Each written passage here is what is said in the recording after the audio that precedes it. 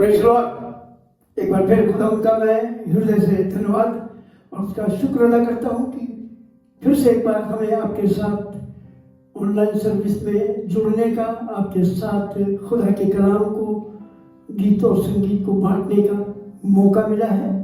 और हम परमेश्वर का धन्यवाद करते हैं कि ऐसे मौके पर भी उसने ये हमारे लिए मौके निकाले कि हम आपके साथ खुदा के कलाम को बांट सकें।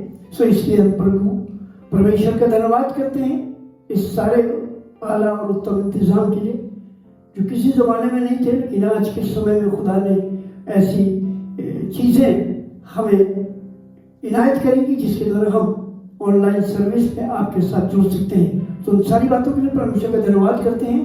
आइए अपनी इबादत में चलते हैं और सबसे पहले हम दुआ में चलेंगे, उसके बाद आगे जाएंगे। सर्वशक्तिमान जीवित दयालु अनुग्रहकारी स्वर्गीय प्रेमी पिता, एक बार फिर हम आपका हृदय से धन्यवाद देते हैं। आज की इस आराधना, आज की इस इबादत में तूने हमें फिर से एक बार ये मौका दिया कि हम ऑनलाइन सर्विस में हम अपने इस इबादत को जारी रखें और अपने सुनने वालों से और अपने तमाम हाजरीन जमात से जो हमारे साथ खास इस समय जुड़ी हुई है उसके लिए दुआ करें और उनके साथ प्रभु आपके इस उम्दा बेहतरीन सुंदर वचन को बांटने पाएँ। हम आपका हृदय से धन्यवाद देते हैं। आपने अब तक संभाला है, आगे भी संभालेगा। और इस समय जबकि सारा जगत इस बड़ी महामारी से जूझ रहा है, प्रभु जी हमारी ये आपसे विनती निवेदन प्रार्थना है कि हम सबों को बचाएं और इस महामारी से हम प्रभु तेरे द्वारा बचाए जा सकें और तेरी ओर हम निहारें ताकि खुदा तेरा जलाल हमारी जिंदगी से जाहिर हो। ऐसे तुझसे दुआ करते हैं। एक बार फिर मैं अपने आप को तेरे हुजूर में रखता हूँ। मेरे होंठ और जुबानों को छू शुद्ध और पवित्र कर। मेरे अपने विचार, मेरी अपनी बातें, मेरे अपने शब्द तू मिटा दे, बल्कि तेरी आत्मा की अगुवाई में जो तू मुझसे बात करना चाहता है और तमाम सुनने वालों से बात करना चाहता है, अपनी रूह की मार्फत हमसे हम कलाम हो ताकि जो कुछ तेरी आत्मा अगुवाई दे वही मैं लोगों के साथ बांट सकूं। ऐसी मैं तुझसे प्रार्थना करता हूँ।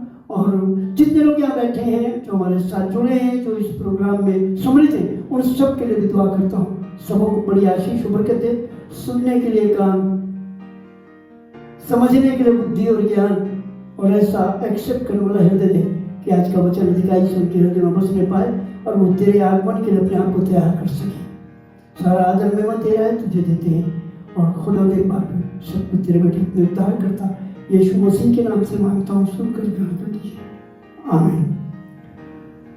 फिर से एक बार प्रभु का धन्यवाद हो इस आज की आराधना में, इस ऑनलाइन सर्विस में जब हम आपके साथ हैं। तो चलते हैं अपनी आराधना में आगे। और सबसे पहले आराधना में आगे जाने से पहले मैं उन सभी लोगों का जो हमारे साथ लगातार इस प्रोग्राम में जुड़े हैं उनका धन्यवाद करना चाहता हूँ। उनसे यही कहना चाहता हूँ, आप हमारे चैनल को सब्सक्राइब कीजिए और हमारे इस प्रोग्राम को, हमारे इस आराधना के, इस प्रार्थना के इस कार्य को आप लाइक करें, शेयर करें और लोगों को बताएं ताकि ज़्यादा से ज़्यादा लोग इसमें जुड़ सकें और खुदा का कलाम उन तक पहुँच पाए और प्रभु सबों को इस वचन के द्वारा, इस गीत और संगीत के द्वारा आशीष दे। Praise Lord. थैंक यू आप सब के लिए। अगर आप ऐसे जुड़े रहेंगे और तो हमें हौसला मिलेगा, हौसला अफजाई हमारी होगी और हम आपको हर संडे इसी तरह 11 बजे दिन में खुदा के कलाम से और इस प्रोग्राम से जोड़े रखेंगे और आपके लिए कलाम को लाएंगे। चलते हैं अपनी आराधना में आगे और इस समय एक गीत हम गाएंगे और उस गीत में मैं ये चाहता हूँ, जब मैं गाता हूँ तो जो गीत मैं गाता हूँ वो सबको आता है और जब मैं गाता हूँ तो आप अपने घरों में, अपनी जगहों में जहाँ भी हैं मेरे साथ तालियां बजाएं और इस गीत में सम्मिलित हों। सो ये गीत मैं आपके लिए ला रहा हूँ और मैं स्वयं इस गीत को गाऊंगा और आप सब भी जो अपने घरों में हैं, इस प्रोग्राम में जुड़े, मेरे साथ जरूर गाइएगा और उसमें शिरकत करिएगा।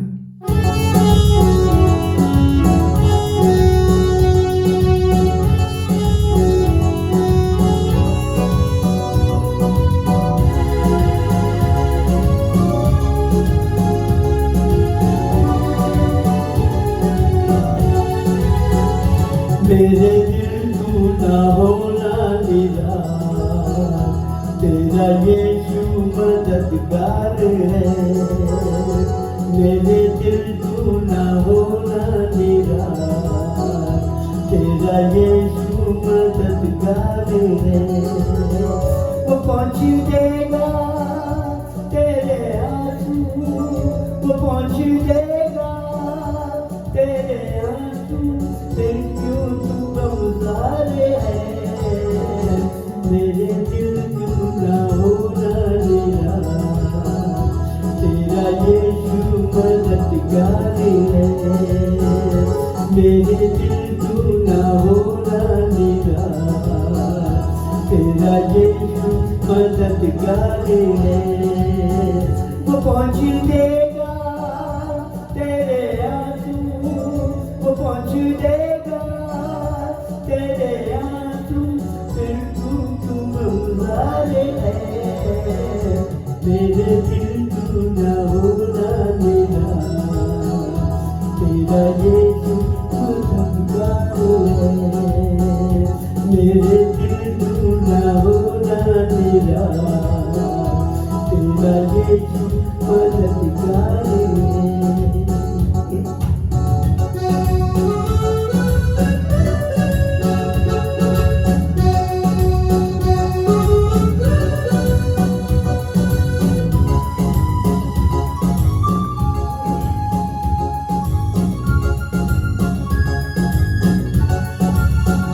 तेरे पाँव में लगे ना ठोकर, वो पंखों में अपने रखेगा।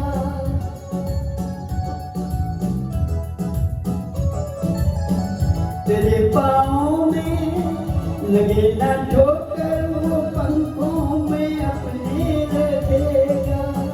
कोई भी झोंका तेरे दामन को छूकर गुजर ना सकेगा।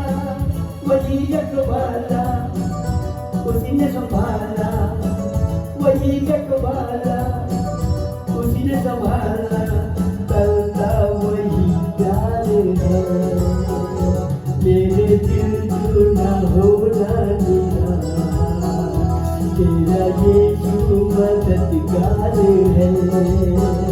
मेरे दिल तू ना होना निराश, तेरा यीशु मददगार है। वो पहुँच देगा तेरे आंसू, वो पहुँच देगा तेरे आंसू, फिर क्यों तू गमज़ारे है। मेरे दिल तू ना होना निराश, तेरा यीशु मददगार है। मेरे दिल तू ना होना निराश, तेरा यीशु मददगार है।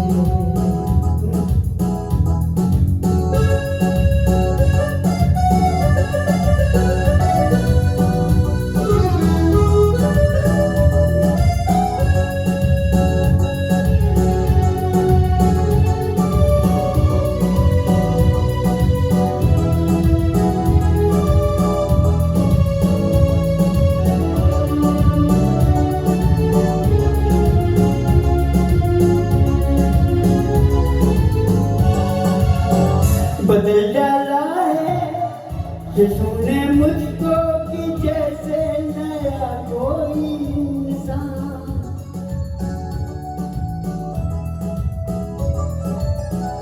बदल डाला है यीशु ने मुझको कि जैसे नया कोई इंसान। पुरानी बातें पुरानी यादें न रह सकती हैं मुझ में जिंदा। वो मुझ में हरदम, मैं उसमें हरदम, वो मुझ में हरदम, मैं उसमें हरदम। मेरी वो पहचान है। मेरे दिल तू ना होना निराश, तेरा यीशु मददगार है। मेरे दिल तू ना होना निराश, तेरा यीशु मददगार है। वो पहुँच देगा तेरे आंसू, वो पहुँच देगा तेरे आंसू, गम सारे हैं, मेरे दिल तू ना भूला निराला, तेरा यीशु मददगार है, मेरे दिल तू ना भूला निराला, तेरा यीशु मददगार है।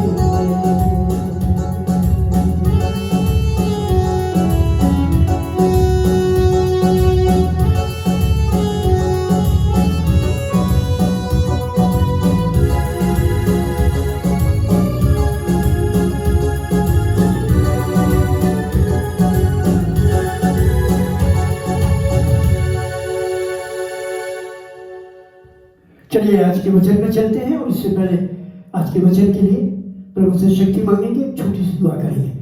खुदावंद को दूसरे गुणफाज तेरी हम तो तेरी सताइश तेरी तारीफ तेरा धन्यवाद तेरी स्तुति करते हैं कि प्रभु फिर से मौका मिला कि हम तेरे वचन को लोगों के सामने ला सके, बांट सके और तेरी सच्चाई का बयान किया जा सके। मुझे नाचीज तो कविदास पर फजल कर, मेरे होठों जुबानों को छू शुद्ध अर्पित कर, ताकि जो कुछ भी वचन आज बोला जाता है वो तेरी आत्मा की अगुवाई से हो और लोगों तक पहुंचे और उनके हृदय परिवर्तित किए जाए और वो खुदा तेरी राज की अजर मिराज बन सके। ऐसे मैं दुआ करता हूँ यीशु के नाम में, आमीन। परमेश्वर के वचन में चलना चाहते हैं और आज हम आपको ये बताना चाहते हैं, ये कहना चाहते हैं कि हमेशा मैंने आपको कुछ नई चीजें नहीं बताई, वही बातें बताई है, लेकिन थोड़ा सा आपको समझाना चाहता हूँ। कई बार लोग ऐसा सोचते हैं मसीह जिंदगी खुशहाली की जिंदगी है, मसीह जिंदगी बड़े खुश और आनंद से भरी हुई होती है और हम परमेश्वर के साथ जब चलते हैं तो सारी आनंद से भरी हुई चीजें हमें मिलती है। नहीं, ऐसा नहीं है। जब हम प्रभु के साथ चलते हैं, जब हम प्रभु में आगे बढ़ते हैं तो हमारे साथ परमेश्वर का वचन है जो अमाल की किताब में लिखा है। और पौलुस से जब उसको खुदा ने वचन सुनाने के लिए चुना और उसको दर्शन देकर बताया तो उसने कहा, और मैं तुझे बताता हूँ कि मेरे नाम की खातिर तुझे कैसे कैसे दुख उठाने पड़ेंगे। और आगे अगर आप दूसरे के अंशों में पढ़ेंगे तो आपको मिलेगा कि पौलुस अपनी जुबानी बयान कर रहा है कि कैसे कैसे उसने दुख उठाए।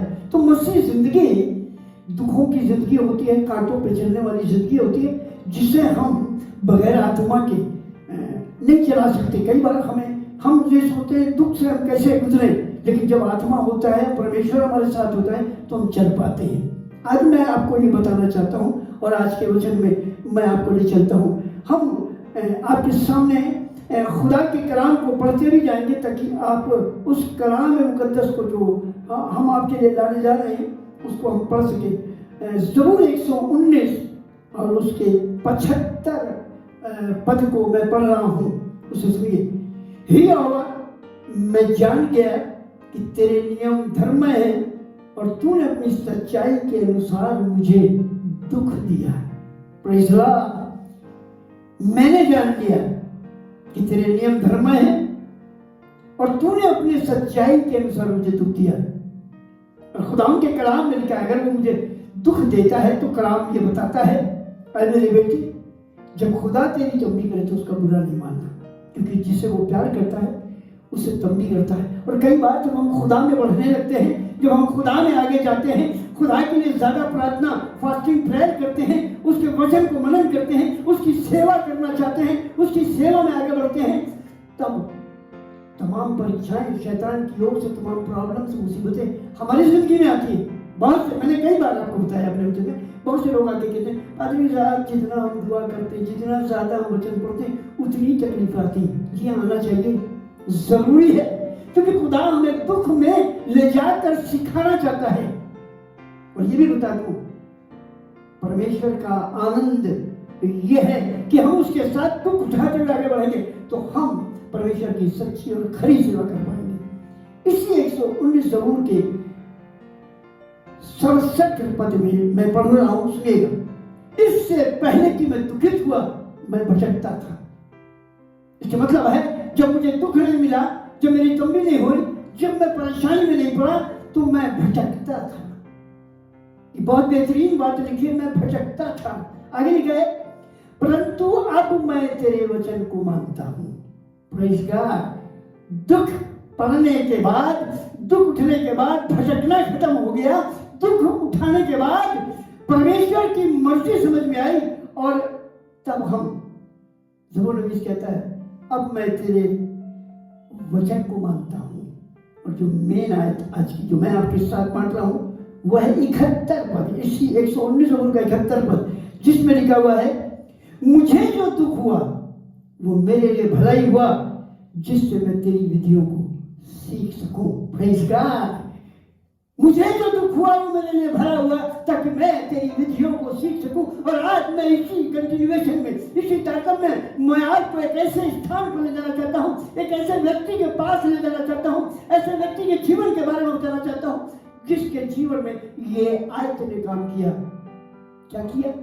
मुझे जो दुख हुआ मेरे लिए भला हुआ ताकि मैं उसकी विधियों को सीख पाऊं। आज आपको मैं जिस व्यक्ति के बारे में बताना जा रहा हूं, जरा उसके जीवन को जरा देखिएगा।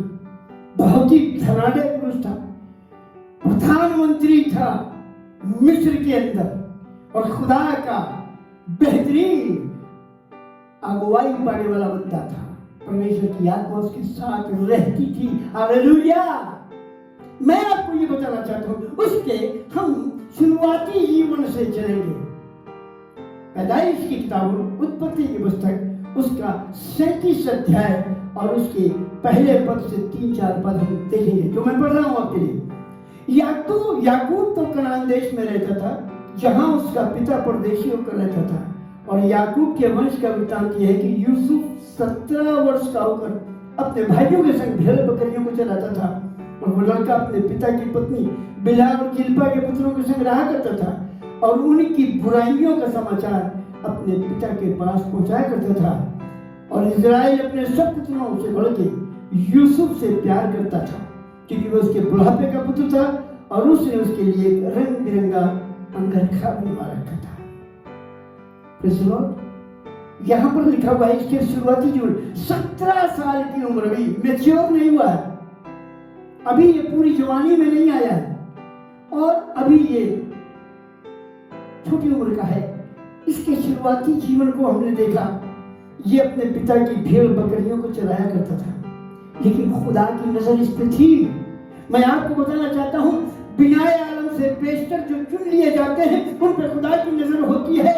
शमसून के बारे में मैंने बीते दिनों बताया, माँ के पेट से नजीर था। यूहन्ना बपतिस्मा देने वाले के बारे में आपको बताया, वो माँ के पेट में आत्मा से परिपूर्ण हो गया। उसने यिप्ता को चुना, उसने जिदाउन को चुना, उसकी नजर थी। हम बुरे हैं, हम बड़े गलत हैं, हम शायद खुदा से कोसों मील दूर हैं, लेकिन हम ये किसी के लिए तौर पर वे नहीं कह सकते कि ये बुरा आदमी है, ये कभी खुदा का सेवक नहीं बन सकता, ये बुरा आदमी कभी खुदा का काम नहीं कर सकता। 17 साल की उम्र में खुदा की नजर थी, लेकिन हुआ क्या? 17 साल के बाद भेड़ बकरी छोड़ के वो खुदा का खादिम बन गया? No never.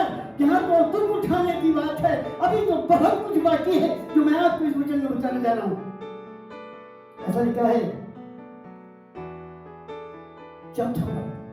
37 अध्याय उत्पत्ति का। सो जब उसके भाइयों ने देखा कि हमारा पिता हम सब भाइयों से अधिक उससे प्रीति रखता है, तब वे उससे बैर रखने लगे और उसके साथ ठीक तौर से बातें भी नहीं करते। जब आप खुदा की नजदीकी में आएंगे, जब खुदा का प्रचार बताएंगे, जब बात की मर्जी करेंगे और खुदा के कलाम को अपने भाइयों के बीच में रखेंगे और उनकी गलत बातों को अपने पिता के सामने रखेंगे, तो लोग बैर करेंगे। आज के जमाने में है, ऐसा हो रहा है, ऐसा है, ऐसा होता है। और कलाम कहता है खरी बात बोलने वाले से वो चीज से बैर रखते हैं, और जो रोज नित्य दाख मुद्रा के लिए प्रचार करे वही इनका नबी होगा, वही इनका खुदा होगा। यहाँ पर लिखा है उसने अपने बाप से इनकी गलत हरकतों को बयान करना शुरू किया, और बाप उससे प्रीति भी रखता था, मगर ये लोग उससे बैर रखते थे। अब सुनिए, ऐसा हुआ कि यूसुफ ने एक ख्वाब देखा, 5 पद में लिखा है, और यूसुफ ने एक स्वप्न देखा और अपने भाइयों से उसका वर्णन किया, तब उससे और भी ज्यादा द्वेष करने लगे। और उसने उनसे कहा, जो स्वप्न मैंने देखा है सुनो। हम लोग खेत में पूरे बांध रहे हैं, और क्या देखता हूं कि मेरा पूरा उठकर सीधा खड़ा हो गया तुम्हारे पुलों ने मेरे पुले को चारों तरफ से घेर लिया और उसे दंडवत किया। उसके भाइयों ने उससे कहा, क्या सचमुच तुम्हारे ऊपर राज करेगा? वह सचमुच तो हम पर प्रभुता करेगा? सुबह उसके सपनों और उसकी बातों के कारण उससे और अधिक बैर करने लगे। 9वां पद, फिर उसने एक और सपना देखा और अपने भाइयों से उसका भी ये वर्णन किया कि सुनो, मैंने एक सपना देखा है, सूरज, चांद और 11 तारे मुझे दंडवत कराए। उसने अपने पिता और भाइयों से वर्णन किया तो उसके पिता ने उसको दपट के कहा, ये कैसा सपना है जो तूने देखा है? क्या सचमुच मैं और तेरी माता और तेरे भाई क्या कर तेरे आगे भूमि पर गिर के दंडवत करेंगे? खुदा की प्लानिंग को कोई नहीं समझ पाता। खुदा का बंदा था याकूब, उसे भी समझ में नहीं आया। उसकी माँ भी खुदा की चुनी हुई थी, उसे भी समझ में नहीं आया। भाई तो बेवारा थे, लोग तो बेवारा थे। उस प्लानिंग को जो खुदा ने उसकी जिंदगी से की थी, उस बकरी चराने से निकाल के लाने वाला था, एक प्रधानमंत्री किसी बड़ी बादशाहत का बनाने वाला था, उसका विश्वास नहीं किया। लेकिन इससे पहले उसे दुख उठाना था। अभी मैंने आपसे बताया, मुझे जो दुख हुआ इसका आंसर आपको अभी आगे मिलेगा कि उसको दुख हुआ इसलिए वो प्रधानमंत्री बना। Praise God. और उसने इस बात को वर्णन किया। एक और बात बहुत प्यारी है, और जब इसने ये ख्वाब देखा, ये सच्चाई है, लामोहला बाप ने दपट दिया। उसने कहा, क्या हम और तेरी माँ तुझे दंडवत करेंगे, तेरे भाई दंडवत करेंगे? और इसके भाई लोग और जलन रखने लगे। अब जब जलन होती है, आत्मिक जलन होने लगती है, जब किसी को हम बढ़ता हुआ देखते हैं, जब खुदा के खादिम को बड़ा इस्तेमाल होते हुए देखते हैं, हमारे अंदर जलन होती है।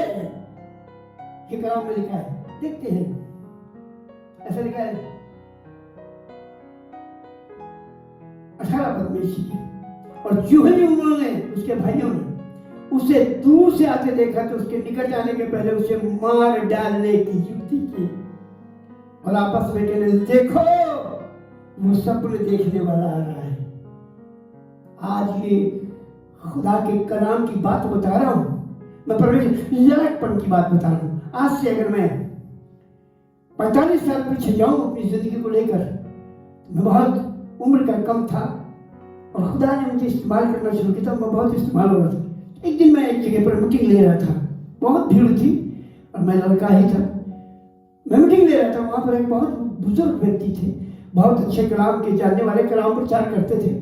और जब वहां पर आत्मा का भरपूर काम हो रहा था, आत्मा बल सुत रहा हुआ था, आत्मा के द्वारा कलाम हो रहा था और लोग एक टक देख रहे थे, बहुत से लोग रो रहे थे और वहां पर खुदा का आत्मा काम कर रहा था। वो व्यक्ति नीचे उतर गया, तो बुजुर्ग से बर्दाश्त नहीं हुआ।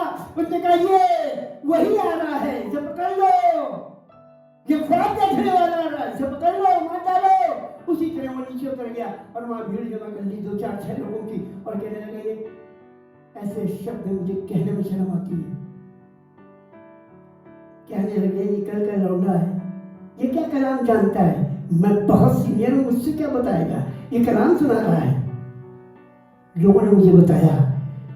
मैंने कहा, कोई बात नहीं, खुदा का कलाम कहता है जब हम इस तरह की बदनामी को सुनते हैं तो खुदा का कलाम कहता है लोग मेरे नाम की खातिर तुम्हारी निंदा करेंगे। उस समय निराश नहीं होना, उस समय परेशान न होना, उस समय हिरकसान न होना, बल्कि खुदा का शुक्र अदा करना, क्योंकि मैं तुम्हारे साथ रहूंगा।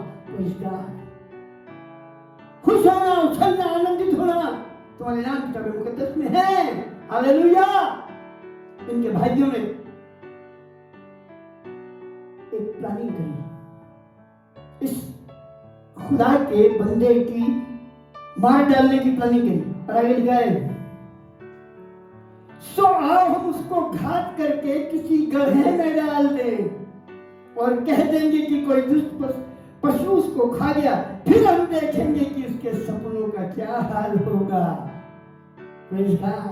मैं खुदा का धन्यवाद करता हूँ, खुदा की प्लानिंग को चैलेंज कर रहे हैं। आओ हम इसे मार डालें, आओ हम इसे गड्ढे में डाल दें, फिर देखेंगे क्या होता है, कैसे ये प्लानिंग पूरी होती है, कैसे जो उसने ख्वाब कहा है, जैसे इसने बताया क्या होगा। उनको नहीं मालूम था ये प्लान खुदा का है और एक दिन ये सचमुच होने वाला है।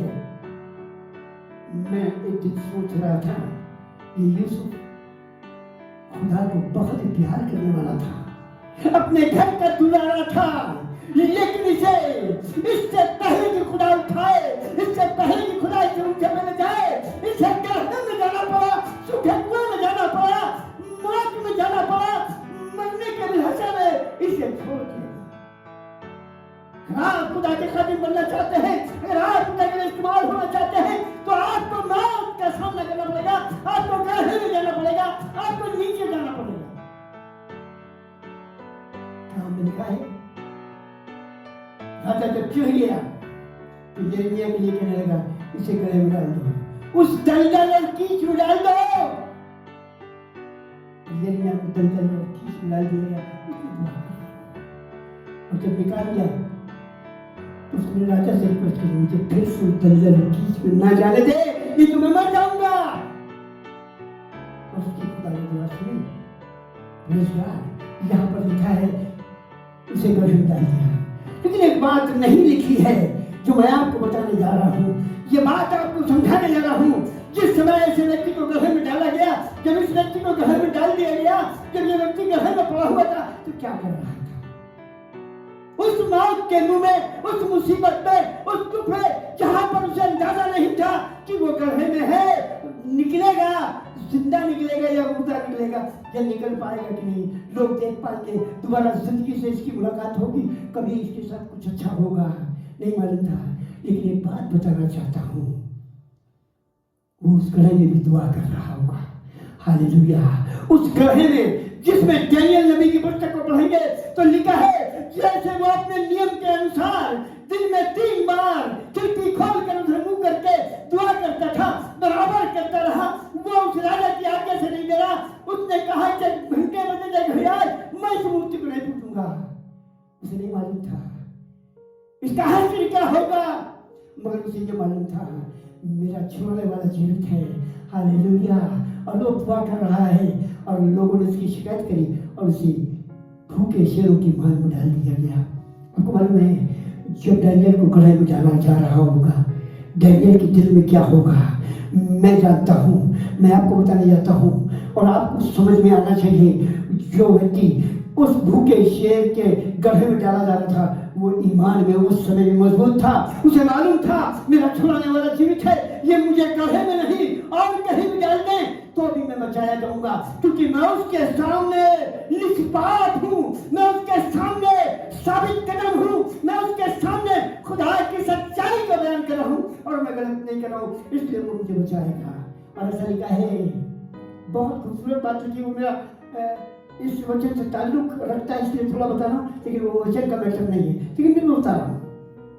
जिस राजा ने उसको उस गड्ढे में डलाया था, ऐसा लिखा है, जब उसे गड्ढे में डाल दिया गया, शेरों ने उसके पैरों को चूमा होगा, उसके पैरों को चाटने लगा होगा, दुमिला के उसके पास बैठ गया होगा, क्योंकि अय्यूब की पुस्तक में लिखा है, खुदा जंगली जानवरों से भी जिनके जीवन को पसंद करता है मेल कराता है। और ऐसा लिखा है, राजा रात भर उपवास में रहा, रात भर सोया नहीं, और खुदा के बारे में सोचने लगा, और ये जानता था कि ये निष्पाप है, लोगों ने गलत तरीके से चुगली खाई है, और वो बीच रात में भोर, ऐसा लिखा, भोर सुबह ही उठ गया और उस गड्ढे की तरफ दौड़ा। और उसके विश्वास के बारे में बताना चाहता हूँ, जो बड़े बड़े मसीहों में नहीं होगा, जो बड़े बड़े खादिमों में नहीं होगा, जो बड़े बड़े खुदा के मानने वालों में नहीं होगा।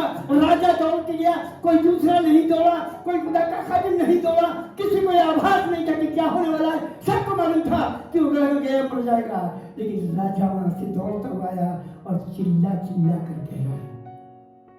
मैं आपको पढ़ के सुना दूं तो बहुत अच्छा लगेगा, सुनिएगा जरा। दानियेल नबी की पुस्तक के अंदर ये वृत्तांत आया है और बहुत ही बेहतरीन है, मैं आपके सामने इसको जरूर पढ़ूंगा।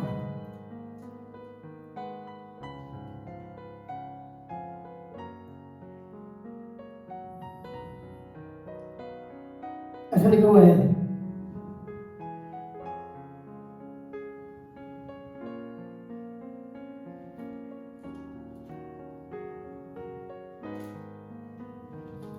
ऐसा लिखा हुआ है, सुनिएगा।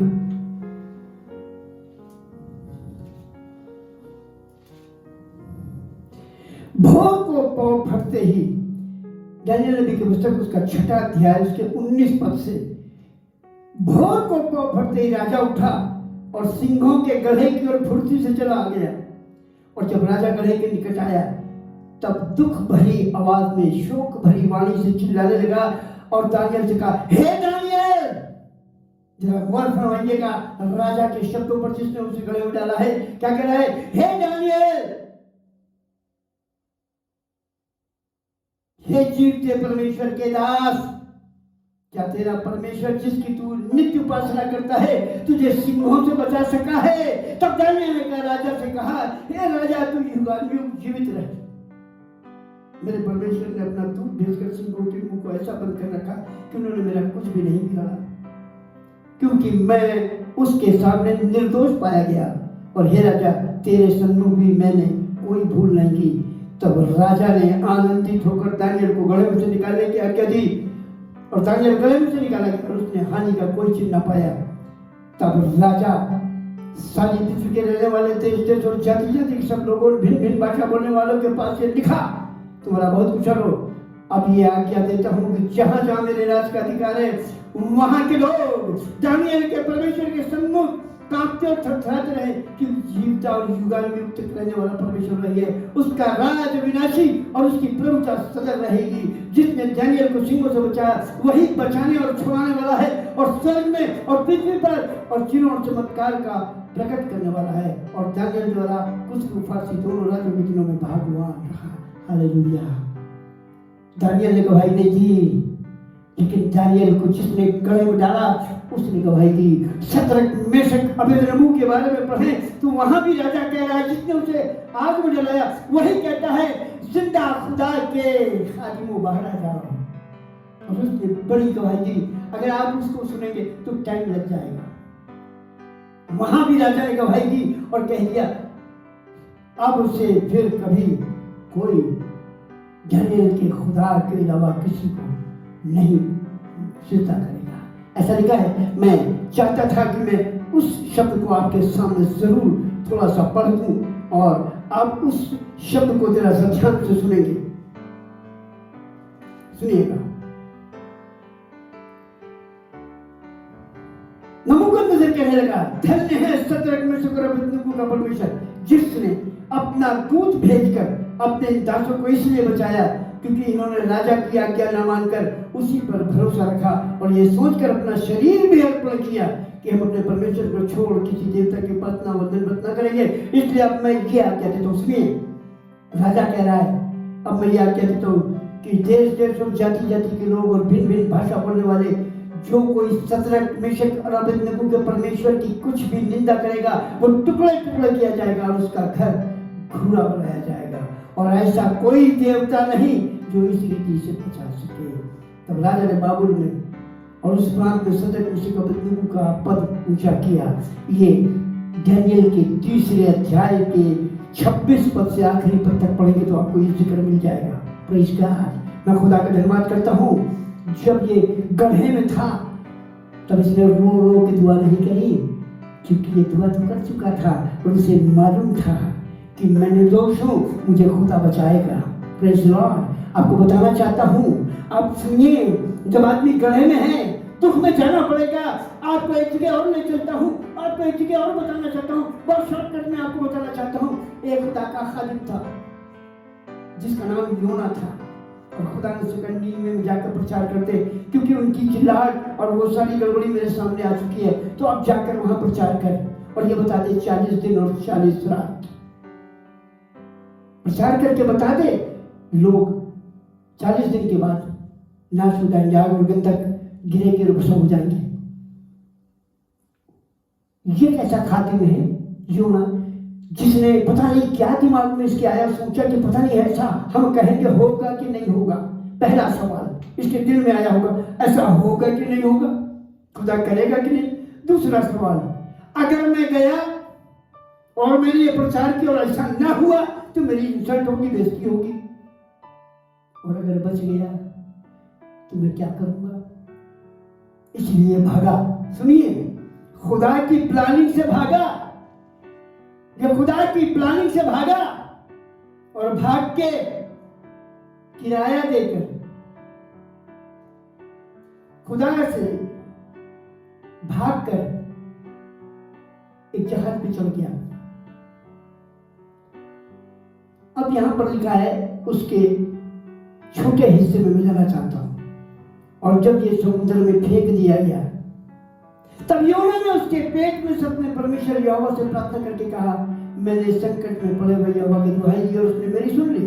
अधलोक के उदर में से चिल्ला उठा और तूने मेरी सुन ली। तूने मुझे गहरे सागर के समुद्र की छा तक डाल दिया। मैं धाराओं के बीच में पड़ा था और तेरी भड़काई हुई तरंग मेरे ऊपर लहरें बनकर बह गई। तब मैंने कहा, मैं तेरे सामने से निकाल दिया गया हूं। अब आगे इसकी बेहतरीन प्रार्थना। ऐसा लिखा है, जब 7वां पद, योना 2 का 7वां पद, जब मैं मूर्छा खाने लगा तब मैंने यहोवा को याद किया और मेरी प्रार्थना तेरे पास वरन तेरे मंदिर तक पहुंच गई, पवित्र मंदिर तक। और जो लोग धोखे की व्रत वस्तु लगाते हुए अपना कर्णधार को छोड़ देते हैं, परंतु मैं ऊंचे सत्य निर्माण करके तुझे बलिदान चढ़ाऊंगा। जो मन्नत मैंने मानी उसको पूरी करूंगा। उद्धार यहोवा ही से होता है। और यहोवा ने मगरमच्छ को आज्ञा दी और उसने योना को जमीन पर उबाल दिया। हालेलुया। जब गड्ढे में गया तब इसे स्मरण आया, तब खुदा की तारीफ कर रहा है, तब खुदा का धन्यवाद कर रहा है और खुदा का बयान कर रहा है, खुदा से माफी मांग रहा है, खुदा के प्लान को समझ गया। उसने कहा, 39 लोगों के 5 पद में लिखा है, तूने मुझे आगे पीछे घेर रखा है, तेरा हाथ मेरे सिर पे, तेरी आत्मा से भागकर कहां जाऊं? भागकर तरशीश को जा रहा हूं। खुदा कह रहा, नीवे को जा। और तब वहां पर गड्ढे में चला गया, गहराओं में मछली के पेट में चला गया। सिवार ऐसा लिखा हुआ है, अगर आप पढ़े, सिवार उसके चारों तरफ लिपटी हुई थी। एक चीज मैं एक बार मनन कर रहा था, तो मैं ये सोच रहा था कि ना तो ये मछली था, ना तो ये कछुआ था, न ये मगरमच्छ था, न घड़ियाल था। एक आदमी था और आदमी 5 मिनट से ज्यादा पानी में नहीं रह सकता, तो ये 3 दिन तक कैसे बचा रहा? ये ग्रेट मिस्ट्री है। खुदा से सिखाने के लिए जिंदा रखता है। वो चाहे आग में हो तो भी जिंदा रखता है, जैसे सतर्क, और चाहे भूखे शेरों के गड्ढे में हो तो भी वो जिंदा रखता है। चाहे वो मछली के पेट में 3 दिन पड़ा रहे, वहां भी वो उसे बचा के रखता है। अब मैं आपको ले चलता हूँ, आपको मैंने इसलिए बताया था कि आप समझ में आपका विश्वास बढ़े। और ये जो गड्ढे में था, यूसुफ के लिए लिखा नहीं, लेकिन मैं ऐसा मानता हूँ उसने दुआ करी होगी, खुदा क्या प्लानिंग है तेरी, मैं गड्ढे में पड़ा हूँ और इन्होंने मुझे गड्ढे में डाल दिया और इस रास्ते से तो कोई निकलता, मैं मर जाऊंगा। Praise God. जब आप गड्ढे में जाते हैं, जब आप दुख में जाते हैं, तब खुदा की मसलहत जाहिर होती है, तब खुदा का प्यार जाहिर होता है, तब खुदा का इंतजाम जाहिर होता है। अब आपको ले चलता हूँ और आगे इसी उत्पत्ति की पुस्तक के 39 अध्याय में, और आपको उसके पहले पद से जरा सुनाना चाहता हूं। सुनिए, जब यूसुफ मिस्र में पहुंचाया गया, क्योंकि इनके भाइयों ने मालूम है प्लानिंग करी। जब ये रूबेल ने प्लानिंग करी कि इसको कड़ाई में से मैं निकाल के बाप के पास पहुंचा दूंगा, फिर रूबेल ने उनसे कहा, लहू मत बहाओ। ये 37 अध्याय के 22 पद से है। फिर रूबेल ने उनसे कहा, लहू मत बहाओ, उसको जंगल में इस गड्ढे में डाल दो और उस पर हाथ मत उठाओ। ये प्लानिंग करी। फिर आगे चलते हैं 27 पद में, इसी के ऐसा लिखा 27 पद में, आओ हम उसे इस्माइलियों के हाथ बेच डालें और अपना हाथ उस पर न उठाएं, क्योंकि वो हमारा भाई और हमारी ही हड्डी और मांस है। सो उसके भाइयों ने उसकी बात मान ली। तो मिद्यानी व्यापारी उधर से होकर उनके पास पहुंचे। सो यूसुफ के भाइयों ने उसको उस गड्ढे में से खींचकर बाहर निकाला और इस्माइलियों के हाथ चांदी के 20 टुकड़ों में बेच दिया और वो यूसुफ को मिस्र में ले गए। Praise Lord, praise God. गड्ढे में डालने के बाद उसको मिस्रियों के पास खुदा ले गया। अब मैं आपको इसी के 39 अध्याय, पैदाइश के 39 अध्याय के पहले पद से बता रहा हूं।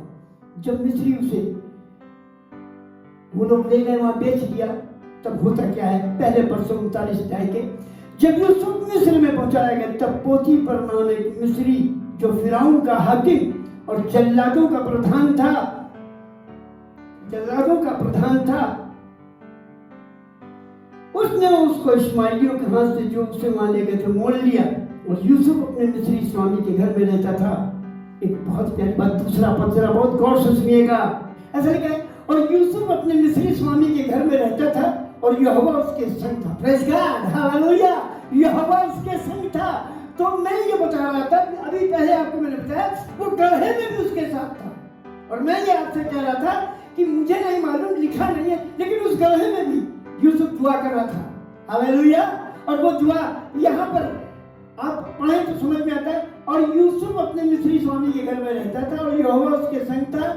सुबह भगवान पुरुष हो गया। हालेलुया। गड्ढे में जाने के बाद, मृत्यु से लड़ने के बाद वो भगवान पुरुष हो गया। आगे लिखा हुआ सुनिए, और यूसुफ के स्वामी ने देखा कि यहोवा उसके संग रहता है और जो काम वो करता है उसको यहोवा उसके हाथ से सफल कर देता है। पता है आपको ये क्या बात थी कि यूसुफ को उसके स्वामी ने उसकी क्वालिटी को, यूसुफ के कैरेक्टर को, यूसुफ के अंदर खुदा के डर खौफ को, उसके पवित्र जीवन को, राष्ट्रवादी को देखा और कह रहा है, और यूसुफ के स्वामी ने देखा कि यहोवा उसके संग रहता है। कलाम में लिखा है, परमेश्वर के वचन में लिखा है, जकरिया 8:23 में, जब 10 लोग तेरे वस्त्र के छोर को पकड़कर कहेंगे हम ही तेरे साथ चलेंगे, क्योंकि हमने तेरे जीवन में यीशु को देखा है। आज यूसुफ के साथ यीशु था, आज यूसुफ के साथ खुदा था, आज यूसुफ के साथ उसका छुड़ाने वाला था। और इसलिए खुदा का कलाम कहता है, जो काम वो करता था सफल कर देता था। मैंने क्यों? क्योंकि यहोशू के पुस्तक के अंदर अगर आप पढ़ेंगे उसके पहले अध्याय के 7-8 पद को, तो बहुत प्यारी बात लिखी है। मैं आपको अगर पढ़ के सुनाऊं तो सुनेंगे आप, अच्छा लगेगा। सुनिए परमेश्वर के वचन में क्या लिखा हुआ है, बहुत बेहतरीन बात लिखी है। यहोशू की पुस्तक उसका पहला बाब उसके 7-8 पद में लिखा है, इतना हो कि तू हियाव बांधकर और बहुत दृढ़ होकर जो व्यवस्था मेरे दास मूसा ने तुझे दी है उस सब के अनुसार करने में चौकसी करना, और उससे ना तो दाहिने मुड़ना ना बाएं, तब जहां जहां तू जाएगा वहां वहां तेरा काम सफल होगा। व्यवस्था की यह पुस्तक तेरे चित्त से कभी लौट न पाए, इसी में दिन रात ध्यान दिए रहना, इसलिए कि जो कुछ उसमें लिखा उसके अनुसार करने की तू चौकसी करे, क्योंकि ऐसा ही करने से तेरे काम सब सफल होंगे और तू प्रभावशाली हो जाएगा। Praise Lord, hallelujah. आपको मालूम है प्रभावशाली कैसे हुआ? शरीयत की पुस्तक हर वक्त उसके चित्त से लगी रही। पोतीफर के घर में रहता था, वहां भी खुदा उसके साथ था, खुदा का डर उसके साथ था। और आपको आगे बहुत लंबी बात नहीं बताऊंगा, जरूर बताना चाहता हूँ। उसकी औरत की नजर उस पर खराब हुई और उसने उसके साथ गलत करने की कोशिश करी, लेकिन चूंकि खुदा उसके साथ रहता था, ऐसा कलाम में लिखा है। और खुदा यूसुफ के सामने देखा यहोवा उसके संग रहता है और जो काम करता है उसमें वो सफल होता है। उसकी स्त्री जब कामयाब नहीं हुई तो ऐसा लिखा है कलाम में, आगे घर में पढ़िएगा, उसके ऊपर दोषारोपण करके अपने पति से उल्टी शिकायत करके उसको जेल में डरा दिया। अब आपको यहाँ बताना चाहता हूँ, इसलिए बताना चाहता हूँ, सुनिए, जिसके साथ खुदा होता है, जिसके साथ परमेश्वर होता है। आपने अगर रामायण की किताब को पढ़ा है, पवित्र काम को पढ़ा है, तो पौलुस और सिलास मारे जाने के बाद जेल में बंद कर दिए गए। घाव थे, वेद पड़े थे, पता नहीं कितनी मार खाई थी, लहू लुहान थे, मगर उस समय भी वो खुदा का शुक्र कर रहे थे और शायद ये कह रहे थे, मुझे जो दुख हुआ वो मेरे लिए भला हुआ, ताकि मैं तेरी विधियों को सीखूं। शायद मारे ना जाते, शायद दुख ना उठाते तो जेल में नहीं होते, और जेल में नहीं होते तो इतना बड़ा उद्धार का काम जेल में नहीं होता। और कलाम में लिखा, आधी रात के समय वो गा रहे थे, कैदी सुन रहे थे, और अचानक ऐसा खुदा का काम हुआ, डोल आया, हिल गई पूरी बिल्डिंग। और दरोगा जाकर उसने सोचा, सारे दरवाजे खुल गए, कैदी खुल गए, और उसने सोचा मर गए, अब तो हम मारे जाएंगे, हम जवाब क्या देंगे, सब कैदी भाग गए। तब पौलुस, और उसने तलवार निकाल कर अपने को मारना चाहा, तब पौलुस ने कहा, सब यही है, परेशान अपने को नुकसान पहुंचा। और ऐसा लिखा है, उसके दुख के कारण से उस जेल में बहुत से लोगों ने खुदा का कलाम सुना, खुदा के लिए बचाए गए, खुदा का काम हुआ, जेलर बच गया। उसमें ऐसा लिखा है कि उसके पूरे घराने ने उसकी रात में खुदा को कबूल करके बपतिस्मा ले लिया। Hallelujah, praise God. यहाँ पर मैं आपको उत्पत्ति के 39 अध्याय के 21 और 22 पद को पढ़ के सुनाता हूँ। पर यहोवा यूसुफ के संग संग रहा और उस पर करुणा की, और बंदी गृह के दरोगा के अनुग्रह की दृष्टि उस पर हुई। सो बंदी गृह के दरोगा ने उन सब बंधुओं को जो कारागार में थे यूसुफ के हाथ में सौंप दिया, और जो जो काम वो वहां करते थे वही उसी की आज्ञा से होता था। बंदी गृह के दरोगा के उसमें जो कुछ था, क्योंकि उसमें से उसकी कोई भी वस्तु देखनी ना पड़ती थी, इसलिए कि यहोवा यूसुफ के साथ था, और जो कुछ वो करता था यहोवा उसको उसमें सफल कर देता था। हालेलुया, मैं खुदावंद का धन्यवाद करता हूँ, मैं परमेश्वर की बड़ाई करता हूँ। दरोगा बदल गया। अगर ये गढ़े में ना होता तो आज ये सब जो हो रहा है ना होता। जब उन्नीस कहता है मुझे जो दुख हुआ मेरे लिए भरा हुआ, ताकि तेरी विधियों को सूखूं। अगर वो गढ़े में ना जाता, अगर वो बेचा ना जाता, तो आज मिस्र के अंदर बड़ा काम नहीं होता। मैं आगे आपको बताने जा रहा हूँ, बहुत जल्दी आपको बताऊंगा। 41 पद में इसके 41 पद के 38 पद से मैं पढ़ रहा हूँ, सुनिएगा। 41 अध्याय और उसके 38 पद से। सो फिरौन ने अपने कर्मचारियों से कहा, क्या हमको ऐसा पुरुष जैसा ये है जिसमें परमेश्वर का आत्मा रहता है मिल सकता है? फिर फिरौन ने यूसुफ से कहा, परमेश्वर ने जो तुझे इतना ज्ञान दिया है कि तेरे तुल्य कोई नहीं समझदार और बुद्धिमान नहीं है, इस कारण तू मेरे घर का अधिकारी होगा। तेरी आज्ञा के अनुसार मेरी सारी प्रजा चलेगी, केवल राजगद्दी के विषय में तुझसे बड़ा ठहरूंगा। फिर फिरौन ने यूसुफ से कहा, सुन, मैं तुझको मिस्र के सारे देश के ऊपर अधिकारी ठहरा देता हूँ। तब फिरौन ने अपने हाथ से अंगूठी निकाल के यूसुफ के हाथ में पहना दी, और उसको बढ़िया मलमल के वस्त्र पहनवा दिए, और उसके गले में सोने की जंजीर डाल दी, और उसको अपने दूसरे रथ पर चढ़वाया। और लोग उसके आगे आगे प्रचार करते चले कि घुटने टेक कर दंडवत करो। और उसने उसको मिस्र के सारे देश के ऊपर प्रधानमंत्री ठहरा दिया। हालेलुया। ऐसा क्यों हुआ? क्योंकि जब ये जेल खाने में था, जब उसे पोतीफर ने इसको जेल में डलवा दिया था, तो वहां भी दो लोगों ने ख्वाब देखे थे। आप उसको अगर पढ़ेंगे तो मालूम हो जाएगा। एक ने देखा था, दोनों उस राजा के यहाँ एक उसको दाखरस पिलाता था और एक उसको रोटी खिलाता, खाना खिलाता था, और दोनों ने ख्वाब देखा। नतीजा जो उसने बताया वो ये निकला कि एक तो फांसी लगा दी गई और उसको चील कौओं ने खाया, और एक फिर से खुदा के हुक्म के मुताबिक फिर से अपने राजा को वही सब काम करने लगा जो उसको दाखरस पिलाता था। इस बात को यूसुफ ने जब बताया, उनके जीवन में घट गई, तो उसने कहा याद करना मौके पर, और ये भूल गए। और जब राजा के यहाँ प्रॉब्लम आई तो उसने कहा ऐसा ऐसा है। तब यूसुफ ने उनके जीवन में सारी बातें जो घटी उसको बताया। अब क्या लिखा हुआ है? क्या हमको ऐसा पुरुष मिल सकता है? 12 भाइयों में से एक को खुदा ने चुना। क्यों? क्योंकि खुदा को ऐसा पुरुष चाहिए था। और फिरौन अपने कर्मचारी, क्या हमको ऐसा पुरुष, 38 पद में लिखा है, ऐसा पुरुष जैसा ये है जिसमें परमेश्वर का आत्मा रहता है, मिल सकता है? फिर वो कह रहा है, फिरौन ने यूसुफ से कहा, परमेश्वर ने तुझे इतना ज्ञान दिया है कि तेरे तुल्य कोई समझदार और बुद्धिमान नहीं। और उसको खुदा ने बेहतायत की आशीष दी। अब आगे चलता हूँ 44 पद में, बहुत बेहतरीन बात लिखी है। 44 पद में हम आपको ले चलना चाहते हैं, और उसके 28 पद को हम पढ़ेंगे। 44 अध्याय के 28 पद को हम पढ़ना चाहते हैं, सुनिएगा बहुत ध्यान से। और उनमें से एक तो मुझे छोड़ गया है। जब ये यूसुफ के द्वारा इन सब लोगों को घर में राशन के लिए बुलाया गया, क्योंकि वहां अकाल था और ये यहाँ आए थे, और जब ये यहाँ पर आए तो इन लोगों ने झूठ बोला।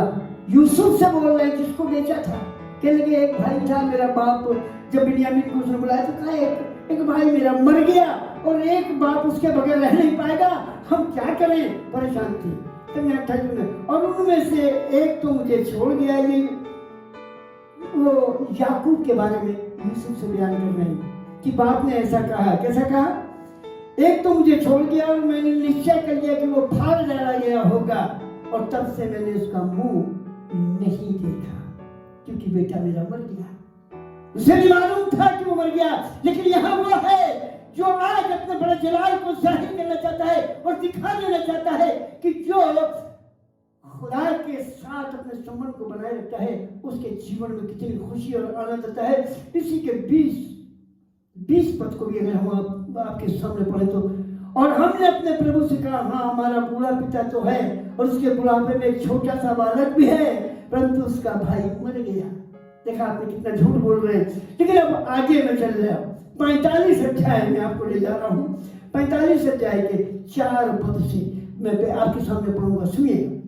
फिर यूसुफ ने अपने भाइयों से कहा, मेरे निकट आओ। ये बहुत प्यारी बात लिखी है। अगर मैं इसे थोड़ा पहले से पढ़ूं, 45 के पहले ही पद से अगर मैं पढ़ लूं तो ज्यादा बेहतर लगेगा। तब यूसुफ उन सब के सामने जो उसके आसपास खड़े थे अपने को रोक न सका और पुकार के कहा, मेरे पास से सब लोगों को बाहर कर दो। भाइयों के सामने अपने को प्रकट करने के समय यूसुफ के संग कोई न था। तब वो चिल्ला चिल्ला कर रोने लगा और मिस्रियों ने सुना और फिरौन के घर के लोगों में भी इसका समाचार मिला। तब यूसुफ अपने भाइयों से कहने लगा, मैं यूसुफ हूँ, हालेलुया, मैं यूसुफ हूँ। यीशु ने कहा, मैं तुम्हारा जिंदा खुदा हूँ, मैं तेरा चंगा करने वाला परमेश्वर हूँ। ये कोरोना वायरस कहीं से भी आ जाए तुमको नहीं छुपाएगी, मैं तुम्हारा चंगा करने वाला परमेश्वर हूँ। हालेलुया। यूसुफ यीशु को दिखाता है। अगर आप आत्मिक बातों को ध्यान में रखें तो आपको लगेगा, यूसुफ कहता है, तब यूसुफ अपने भाइयों से कहने लगा, मैं यूसुफ हूँ, क्या मेरा पिता अब तक जीवित है? उसका उत्तर उसके भाई न दे सके क्योंकि वो उसके सामने घबरा गए थे। तब यूसुफ ने अपने भाइयों से कहा, मेरे निकट आओ। ये सुनकर निकट आए और उसने कहा, मैं तुम्हारा भाई यूसुफ हूँ, जिसको तुमने मिस्र के आलेहारों के हाथ बेच डाला था। अब तुम लोग मत पछताओ। यहाँ पर बहुत प्यारी बात बताना चाहता हूँ, सुनिए। जिन भाइयों ने गड्ढे में डाला था, जिन भाइयों ने उसे मरा बताया था, जिन भाइयों ने बाप को दुख पहुंचाया था और कहा था तेरा जो बेटा है छोटा उसे जानवर खा गए, अब आज घबरा गए। खुदा ने उसको जिंदा साबित कर दिया। खुदा ने उनके द्वारा बहुत आशीष दी, भूखों को खिलाने का इंतजाम किया। आज अब वो इस बात को सुनिएगा, बहुत प्यारी बात लिखी, तुम लोग मत पछताओ, तुमने जो मुझे यहाँ बेच डाला इससे उदास मत हो। Plan of God. अब यूसुफ अपने प्लान ऑफ गॉड को बता रहा है, उनको बता रहा है, तुम लोग इस तरह पछता रहे हो, इस तरह रो रहे हो, इस तरह दुख मना रहे हो, तुम्हें डर लग रहा है, मत पछताओ, मत घबराओ। यदि तुमने मुझे बेच डाला होता, यदि तुमने कड़हे में डाला होता तो आज ये आशीष का कारण मैं ना होता और आज इतने बड़े शहर का प्रधानमंत्री और तुम सबके किनारे हरा ना होता। हालेलुया, हालेलुया, प्रभु का धन्यवाद हो। उदास मत हो, क्योंकि परमेश्वर ने तुम्हारे प्राणों को बचाने के लिए मुझे आगे से भेज दिया। खुदा का बेटा यीशु मसीह हमें बचाने के लिए इस संसार में आ गया। ऐसा कहना, उदास मत हो, मैं यूसुफ हूँ। उदास मत हो, मैं यीशु नासरी हूँ। पौलुस ने कहा, तू कौन है? उसने कहा, मैं यीशु नासरी हूँ जिसे तू सताता है। यहाँ पर भी है, उसके भाई घबरा गए। उसने कहा, मैं यूसुफ हूँ जिसे तुमने गड्ढे में डाल दिया था और मिस्रियों के हाथ बेच दिया था। मगर ये प्लान था, मत घबराओ, तुमने बेचा जरूर था लेकिन ये खुदा का इंतजाम था। अगर वो ना चाहता तो तुम गड्ढे में न डालते, वो ना चाहता तो मुझे निकाल के बेचा ना जाता, और वो ना चाहता तो आज मैं इस स्टेटस को ना पाता। हालेलुया। आप अगर प्रभु को प्यार करते हैं, अगर आप प्रभु के साथ चलते हैं, गड्ढे में भी, योना की तरह मछली के पेट में भी, डैनियल की तरह शेरों की मान में भी आप उसका धन्यवाद कर पाएंगे। हालेलुया। मत घबराओ, खुदा के प्लान के मुताबिक ये सब कुछ हुआ। आप किसी के लिए जो घटित होता है, अच्छा हो या बुरा हो, वो प्लान ऑफ गॉड होता है। Man proposes, God disposes. खुदा के कलाम को आप जानते हैं, इंसानों ने तुझे मार डालने की फिक्र की थी, लेकिन वही बचाने हारा, इस सारी दुनिया को उद्धार देने के लिए आ गया। तमाम लोगों ने देखा इसका खून हम पर, हमारे गर्दन पर, लेकिन खुदा ने इंतजाम किया। आगे लिखा है, क्योंकि अब 2 वर्ष से इस देश में अकाल है और अब 5 वर्ष और ऐसे ही होंगे, उनमें न तो हल चलेगा न अन्न चलेगा। तो परमेश्वर ने मुझे तुम्हारे आगे इसलिए भेजा कि तुम पृथ्वी पर जीवित रहो। हालेलुया। खुदा ने यीशु मसीह को इसलिए भेजा कि हम जीवन पाएं, बहुतायत का जीवन पाएं और बहुतायत के जीवन के साथ यीशु के राज्य की वारिस हो जाए। इसलिए खुदा ने अपने बेटे यीशु को आगे भेज दिया कि इससे पहले की बर्बादी आए, इससे पहले की सजा का हुक्म आए, हम बचा लिए जाएं। ऐसा लिखा है, तो परमेश्वर ने मुझे तुम्हारे आगे इसलिए भेजा कि तुम पृथ्वी पर जीवित रहो, तुम्हारे प्राणों के बचने से तुम्हारा वंश बढ़े। इस रीति अब मुझको यहाँ पर भेजने वाले तुम नहीं। हालेलुया। यदि तुम अपने गुनहगारों को माफ करोगे तो मैं भी तुम्हारे गुनाहों को माफ करूंगा। उसने कहा, यहाँ भेजने वाले, गड्ढे में डालने वाले, यहाँ तक बेचकर पहुंचाने वाले तुम नहीं, परमेश्वर ही ठहरा है। और तुमने मुझे फिरौन का पिता सा और उसके सारे घर का स्वामी और सारे मिस्र देश का प्रभु ठहरा दिया। Hallelujah, hallelujah. अब इसकी आखिरी बात पर मैं आपको ले जाना चाहता हूं, जो 46 पद में लिखी है। हालेलुया, 46 पद में है और मैं 27 पद से आपके सामने पढ़ूंगा और उसके बाद मैं अंत करूंगा। सुनिए, 46 के 27 में लिखा है, और यूसुफ के पुत्र जो मिस्र में बने हुए 2 प्राणी थे, इस प्रकार याकूब के घराने के जो प्राणी मिस्र में आए वो सब मिलाकर 70 पुरुष थे। लेकिन जब 430 साल के बाद मिस्र से निकल कर गए, तब मालूम है खाली 20 साल से ऊपर मर्द की गिनती गिनी जाती थी। 6 लाख 3 हजार 550 वो थे और उनके साथ मिली जुली भीड़ थी, उनकी पत्नियां थी, उनके छोटे बच्चे 20 साल से नीचे के थे, बहुत से लोग थे। नियर अबाउट 20 लाख लोग थे, जो 75 लोगों से वहां पर बढ़ गए। और कलाम में लिखा है, फिर उसने यहूदा को अपने आगे यूसुफ के पास भेज दिया कि वो उसको गोशेन का मार्ग दिखाए, और वे गोशेन देश में आए। तब यूसुफ अपना रथ जुतवाकर अपने पिता इस्राएल से भेंट करने के लिए गोशेन देश को गया और उससे भेंट करके उसको गले से लिपटा और कुछ देर तक गले से लिपटा हुआ रोता रहा। तब याकूब की जिंदगी का सबसे बड़ा खुशहाल दिन आया। खुदा के कलाम को सुनिएगा, 30 पद में लिखा है, तब इज़राइल ने यूसुफ से कहा, मैं अब मरने से भी खुश हूँ। हालेलुया, मैं अब मरने से भी खुश हूँ, क्योंकि तुझे जीवित पाया और तेरा मुंह देख लिया है। हालेलुया, मैं मरने से भी प्रसन्न हूँ। अगर आप पहले सिंबल को पढ़ेंगे, वहां पर लिखा है, आगाग राजा को जब शमूएल नबी ने बुलाया, लाओ उसे मैं काट के टुकड़े टुकड़े कर दूं, तो आगाग ने शमूएल को देखते ही कहा, तुझे देखने के बाद मौत का गम जाता रहा। हालेलुया, परमेश्वर का धन्यवाद हो। यूसुफ को देखने के बाद इस्राएल ने याकूब कहता है, मैंने तुझे जिंदा देख लिया, अब मैं मरने से भी खुश हूँ। हालेलुया। अगर आपकी जिंदगी में यीशु मसीह आ गया, अगर आपकी जिंदगी में यीशु का प्यार आ गया, अगर आपकी जिंदगी में यीशु मसीह का काम आ गया, अगर आपकी जिंदगी में यीशु मसीह ने काम कर दिया, तो मरने का खौफ जाता रहेगा और आप जिंदगी को बांटेंगे। हालेलुया, मैं आया हूँ कि तुम जीवन पाओ और बहुतायत का जीवन पाओ। मैं भी बहुत कुछ इसमें बताना चाहता था, लेकिन समय हमें इजाजत नहीं देता। समय को हम देखते हुए चलेंगे, क्योंकि यहाँ पर हमें समय को भी देखना और पूरे प्रोग्राम को चलाना है। तो इसलिए मैं ये बताना चाहता हूँ, यूसुफ को देखकर इज़राइल याकूब कहता है, अब मैंने तुझे जो देख लिया है, तो मरने से भी मैं खुश हूँ। अगर आपकी जिंदगी में यीशु है, तो फिर पे 21 में पौलुस के द्वारा लिखा गया, जीना मेरे लिए मसीह और मरना मेरे लिए नफा।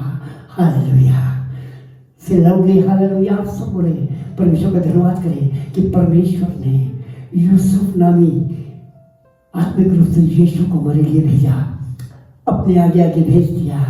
खुदा ने अपने आगे आगे भेज दिया कि यीशु मसीह हमारे पापों को उठा ले, हमें निजात दे।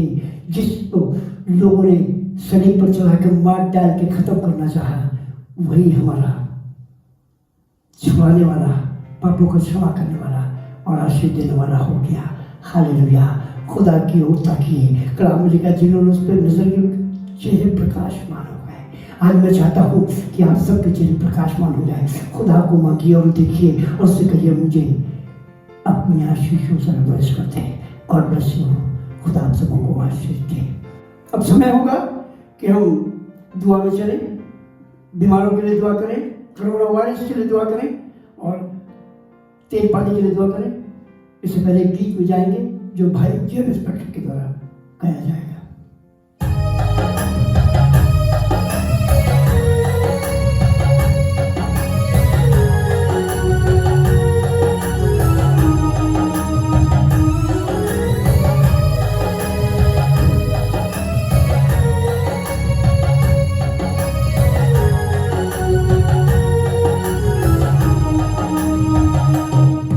मेरे पास ही रहना प्यारे यीशु, तुझ बिन मैं जीना पाऊंगा।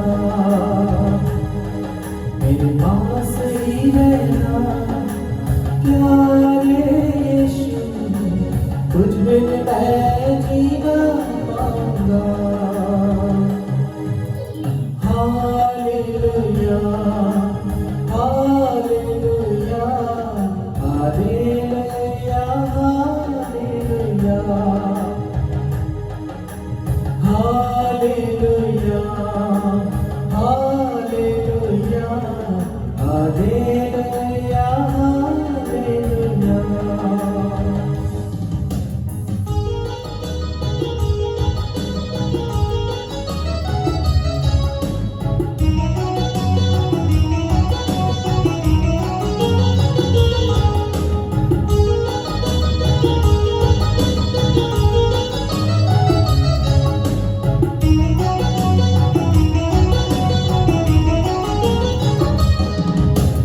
दुखों में आंसू में मेरी माँ बन गया, कर्जों में कष्टों में मेरा पिता बन गया।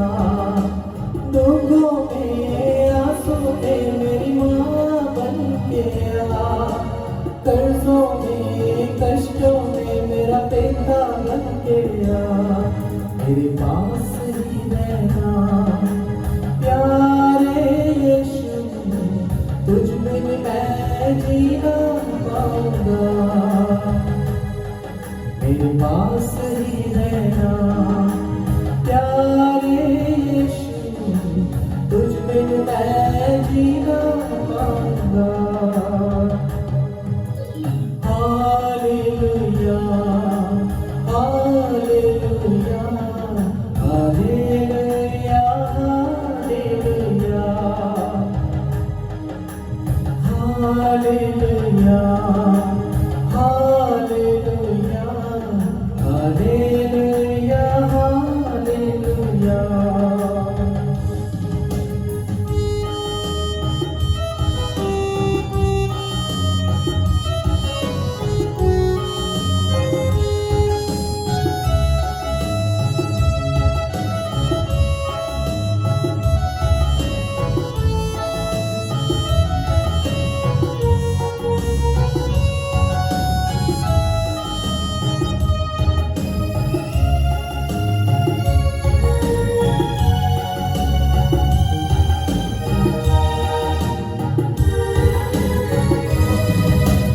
अंधियारी राहों में मेरी रोशनी बन गया, मौत की वादियों में मेरा जीवन बन गया।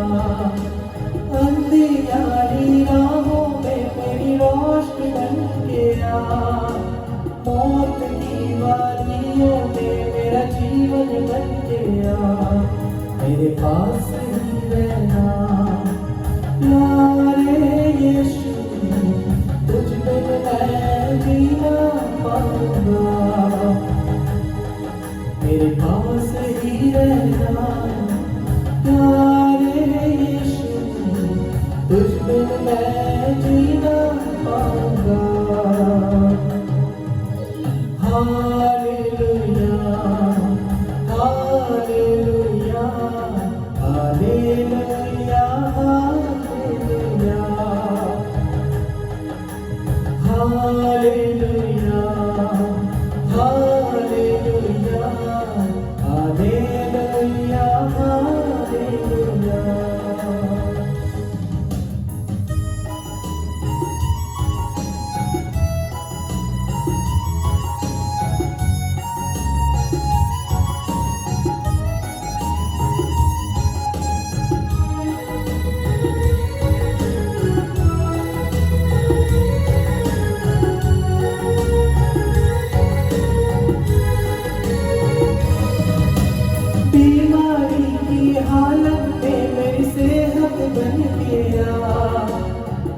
दुश्मन की अदावत में मेरा प्यार बन गया, बीमारी की हालत में मेरी सेहत बन गया, दुश्मन की अदावत में मेरा प्यार बन गया, मेरे पास ही रहना प्यारे यीशु, तुझ बिन मैं जीना पाऊंगा, मेरे पास ही रहना प्यारे यीशु, तुझ बिन मैं जीना पाऊंगा। Hallelujah hallelujah hallelujah hallelujah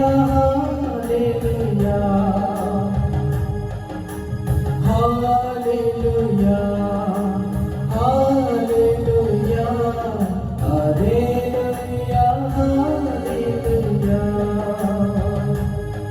hallelujah hallelujah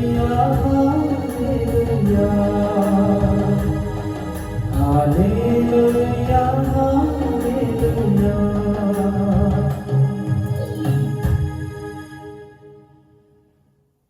दुआ में चलेंगे। जैसा मैं हमेशा आपको बताता हूँ, आज फिर बता रहा हूँ, अपने हाथों में तेल और पानी को ले लीजिए। पहले हम तेल और पानी को ब्रश करेंगे और प्रभु से ये प्रार्थना करेंगे कि वो अपने लहू को तब्दील कर दे, ताकि किसी भी बीमारी पर वो लगाया जाए, किसी बीमार को पिलाया जाए, तेल को किसी भी बीमार पर लगाया जाए, पानी को किसी घर में छिड़का जाए, शैतान की ताकतें भाग जाए, इब्लीस की ताकतें छोड़कर चली जाए और बीमारियों से छुटकाई पाए। तो पहले तेल और पानी के लिए दुआ करूंगा, उसके बाद कोरोना वायरस के लिए दुआ करूंगा, उसके बाद बीमारों के लिए दुआ करूंगा और उसके बाद दुष्ट आत्माओं के लिए दुआ करूंगा। आइए प्रार्थना में चले। सर्वशक्तिमान जीवित दयालु अनुग्रहकारी स्वर्गीय पिता, इस समय हम सब जितने तेरे सामने घुटने टेके हैं, जितने लोग हम तेरे सामने खड़े हैं, अपने हाथों को उठाए हैं, हम प्रार्थना में हैं प्रभु जी। अपने हाथों में तो तेल और पानी को हमने लिया है, उसके लिए मैं तेरे दास होने के नाते तुझसे प्रार्थना करना चाहता हूँ। ये तेल और पानी को अपने लहू में बदल दीजिए, इस तेल और पानी को अपने लहू में तब्दील कर दीजिए। या आपका कुदरत और सामर्थ वाला क्रूस पर बहाया गया लहू बन जाए, जिससे हमारे पापों की क्षमा होती है, जिससे हमारी बीमारियां उठा ली जाती हैं, जिससे शैतान भाग जाता है। प्रभु जी इसको अपना लहू बना दीजिए, इसमें अपनी आग, अपनी सामर्थ, अपनी शिकड़ चंगाई और अपना पवित्र आत्मा इसमें भर दीजिए और इसे अपने खून में बदल दीजिए, ताकि जहां कहीं बीमारों को, दुष्ट आत्माओं को, घरों को, जगहों को, स्थानों को छिड़क कर इस्तेमाल करके दुआ की जाए। शैतान की ताकतें उन जिस्मों को जिसमें उन्होंने निवास किया छोड़ दें, बीमारियां उन जिस्मों को छोड़ दें और शैतान की ताकत उन सभी को छोड़ दें। प्रभु जी ये तेरा लहू है और हम जानते हैं कि इसमें सामर्थ और कुदरत और ताकत है। Bless this all water in Jesus name, आमीन। अब हम दुआ करेंगे कोरोना वायरस के लिए और उसके बाद बीमारों के लिए। सर्वशक्तिमान जीवित दयालु प्रभु, एक बार फिर हम इस बड़ी महामारी कोरोना वायरस के लिए दुआ करते हैं, जो आज सारी दुनिया में अपना जाल फैलाकर तमाम जिंदगियों को मार डाल रहा है, तमाम जिंदगियों को बर्बाद कर रहा है। प्रभु जी इस कोरोना वायरस को मैं शापित करता हूं और यीशु के नाम में इस कोरोना वायरस को यहां से और पूरे संसार से भाग जाने की आज्ञा देता हूं। प्रभु जी विशेष करके प्रार्थना करता हूँ इस कोरोना वायरस से सारे जगत के लोगों को बचाएं और जो विश्वास करे वो उद्धार पाए और निजात पाए। कोरोना वायरस जिस किसी की देह में है, यीशु तेरे नाम से मैं उसको हुक्म देता हूँ छोड़कर चला जाए और वो काबिल चंगाई को पाए। प्रभु जी इस समय मैं दुआ करता हूँ उन तमाम डॉक्टर्स के लिए, उन तमाम नर्सेस के लिए जो इस कोरोना वायरस से पीड़ित लोगों की सेवा कर रहे हैं, बड़ी अपनी जान की बाजी लगाकर दुआ कर रहे हैं, उनके लिए दवाइयाँ लेकर इस्तेमाल कर रहे हैं। प्रभु जी उनके लिए प्रार्थना करते हैं अपने मन में कि इनको चंगाई मिल जाए ताकि ये तेरी प्रशंसा करें। प्रभु जी उन डॉक्टर्स को आशीष दे, उन नर्सेस को आशीष दे, उनके हाथों को ब्लेस कर ताकि जो भी मेडिसिन दी जाती है वो चंगाई में बदल जाए और वो चंगाई को हासिल करें। तमाम पुलिस कर्मचारियों को, पुलिस के अधिकारियों को जो इस कोरोना वायरस से पीड़ित लोगों की सहायता में लगे हैं, उन्हें भी आशीष और बरकत दे।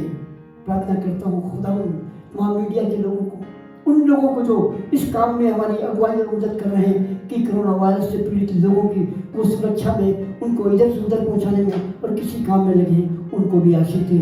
देश के प्रधानमंत्री जी को, तमाम मुख्यमंत्रियों को, तमाम मंत्रियों को जो इस काम में सहायता कर रहे लोगों की मदद कर रहे हैं, उन्हें भी बुद्धि और ज्ञान दे कि उस काम को कर सके और ये कोरोना वायरस मिटाया जाए।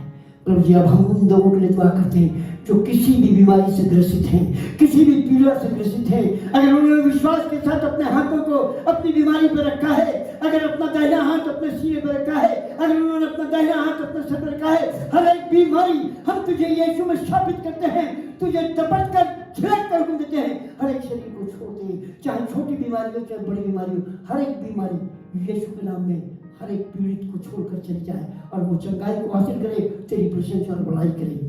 मैं इस समय शैतान की ताकतों को, अंधकार की शक्ति को, जादू गंडे जिन भूत प्रेत पिशाच की शक्ति को यीशु मसीह के सामर्थी नाम में ढांक कर हुक्म देता हूँ। हर एक जीवन को छोड़ दे, हर एक घर को छोड़ दे, हर एक स्थान को छोड़ दे जहाँ पर उन्होंने निवास बनाया है, क्योंकि ये सब निवास प्रभु का है। उस घर में निवास यीशु का है, हमारे जीवन रूपी घरों में यीशु का निवास है। शैतान और उसकी ताकत, अंधकार की शक्ति, उन सभी को छोड़कर आजाद करते जो इस शैतान की ताकत से पीड़ित हैं। Bless everyone Lord, heal everyone Lord and use for your glory. प्रभु, जितनों ने विश्वास किया है वो तेरे जलाल को देख नहीं पाए, ऐसी मैं दुआ करता हूँ। सारा आदर मेहमान तेरा है, तुझे देता हूँ और सब कुछ तेरे बेटे अपने उद्धार करता यीशु ख्रिस्त के नाम से मांगता हूँ, सुनकर ध्यान कर ले, आमीन। इसमें हम सब आए हमारे बाप की दुआ एक साथ मिलकर बोलेंगे और उसके बाद दल में से रुखसत होंगे। आए हमारे बाप, तू जो स्वर्ग में है, तेरा नाम पवित्र माना जाए, तेरा राज आए, तेरी मर्जी से स्वर्ग में पूरी होती है, पृथ्वी में पूरी हो। हमें रोज की रोटी आज हमें बख्श दे और जिस तरह अपने कसूर वालों को माफ करते हैं, कसूरों को माफ कर। हमें आजमाइश में न पड़ते बल्कि बुराई से बचा, क्योंकि बादशाह, कुदरत और जलाल हमेशा तेरी है, आमीन। हमारे खुदा यीशु मसीह का फजल, खुदाबाद की मोहब्बत, रूपात की शराकत हम हर एक ईमानदार के साथ, हर एक मनुष्य के साथ जब तक यीशु दोबारा न आए होती रहेगी, आमीन। Praise Lord, God bless you. अगले संडे फिर 11 बजे हम आपसे जरूर मुखातिब होंगे, खुदा के कलाम को लेके, इस इबादत को ऑनलाइन लेके। प्रभु आप सबको आशीष दे। Thank you.